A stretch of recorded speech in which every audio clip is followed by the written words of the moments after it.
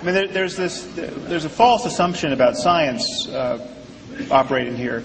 Science is not in principle committed to the idea that there's no afterlife, or that the mind is identical to the brain, right, or that materialism is true.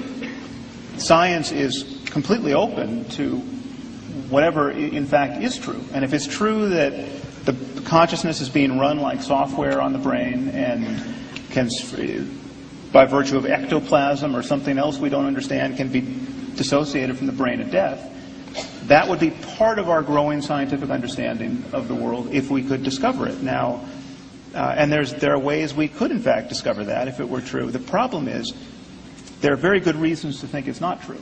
And we know this from now 150 years of neurology, where you damage areas of the brain and faculties are lost. And they're clearly, it's not that everyone with brain damage has their soul perfectly intact, they just can't get the words out.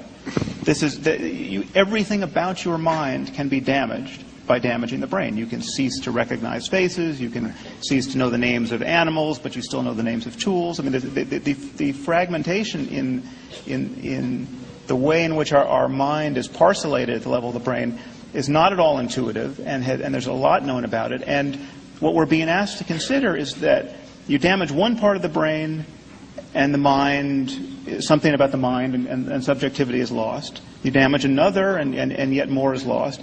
And yet if you damage the whole thing at death, we can rise off the brain with all our faculties intact, recognizing grandma and speaking English.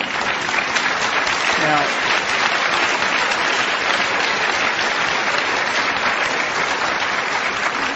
David?